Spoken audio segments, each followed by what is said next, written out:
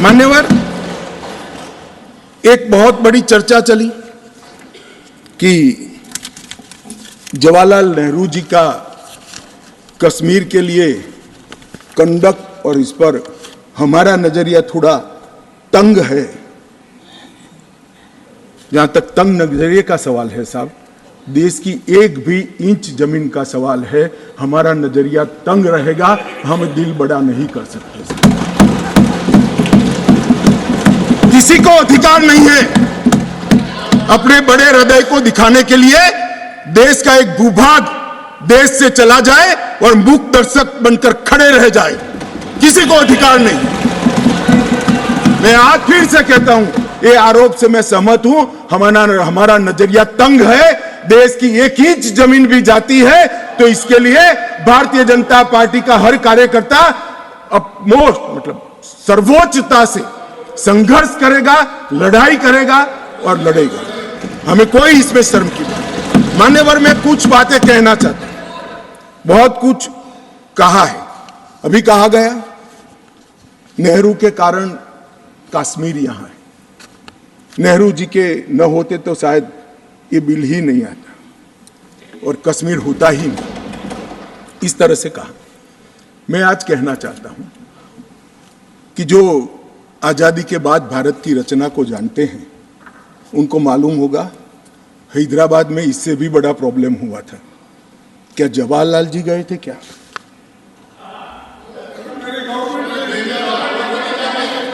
तो यहां गवर्नमेंट नहीं, यहां नेहरू।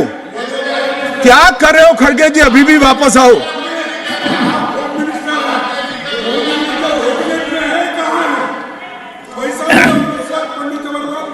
एक मिनट, रिकॉर्ड पर है। कश्मीर में दिग्विजय जी ने सरदार पटेल का नाम नहीं लिया। एक नाम दिया शेख अब्दुल्ला का, दूसरा नाम दिया जवाहरलाल नेहरू का। तो वो होम मिनिस्टर थे, क्यों नहीं दिया भाई? अब सुनिए दिग्विजय जी, अब सुनिए, सुनना पड़ेगा, ऐसे नहीं चलेगा। हमने सुना है, धैर्य से सुना है।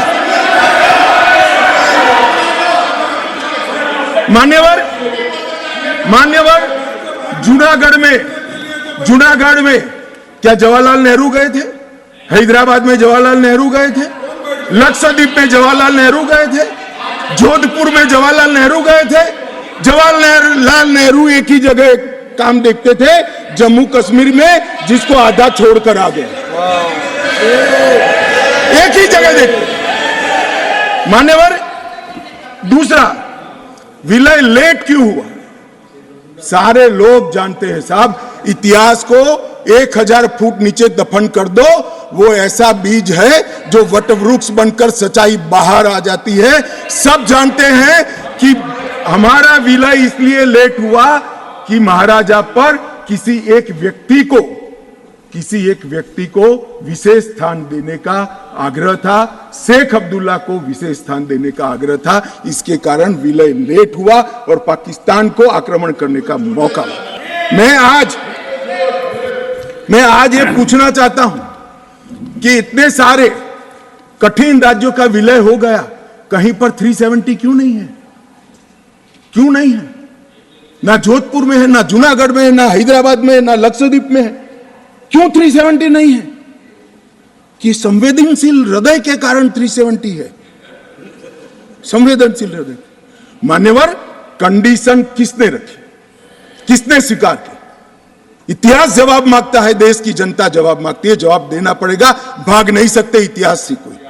मान्यवर, सेना भेजने में देरी क्यों हुई? और ये कहते हैं कि इसके बाद भी देरी हुई है। मैं साहब एक रेफरेंस सैम मानेकशॉ का देना चाहता हूं। फील्ड मार्शल सैम मानेकशॉ तब डायरेक्टर ऑफ मिलिट्री ऑपरेशंस थे। उन्होंने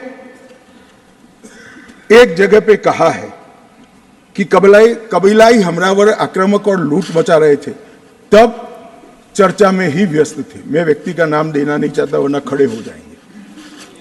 तब एक मीटिंग में सैम मानेकशॉ मौजूद थे। सरदार पटेल जी ने नेहरू जी को कहा, जवाहर, आप कश्मीर चाहते हो या नहीं चाहते हो, देरी क्यों हो रही है? तब जाकर सेना भेजने का निर्णय हुआ है। जवाब देना पड़ेगा। नहीं दिग्विजय भी ऐसे मत करे, मैं भेज दूंगा आपको, पुस्तक ही भेज दूंगा। मान्यवर Honorable Home Minister is not yielding. He is not yielding. Honorable Home Minister is not yielding. मान्यवर एक बात सर्वविदित है, अगर असमय सीज फायर नहीं होता, सीज फायर असमय नहीं होता तो आज पाक ऑक्यूपाई कश्मीर नहीं होता। अब पत्रों का जिक्र कर रहे हैं, किसी अंग्रेज सेनापति ने देखा, मैं जरूर देखूंगा इसको, अगर लिखा है तो देखना चाहिए। परंतु अफसर कुछ भी कहे, देश का प्रधानमंत्री का देश की जमीन के लिए संवेदनशीलता होना चाहिए या नहीं होना चाहिए? इतना छोटा सवाल है। हमारी सेना जीत रही थी, वो भाग रहे थे, 2 दिन रुक जाते, पूरा पाक ऑक्यूपाई कश्मीर तिरंगे के तले आ जाता। क्यों किया? दूसरा, क्यों मामले को यूएन में ले जाया गया? अब ये सारी चीजों को आप कहते हैं कि रेफरेंस लाइए, रेफरेंस लाइए। मान्यवर, मुझे मालूम था दिग्विजय सिंह, हाँ करता हूं, बैठिए, मुझे मालूम था साहब ये खड़े हो जाएंगे, इसलिए मैं लेकर आया। मैं एक कोट अनकोट पढ़ता हूं।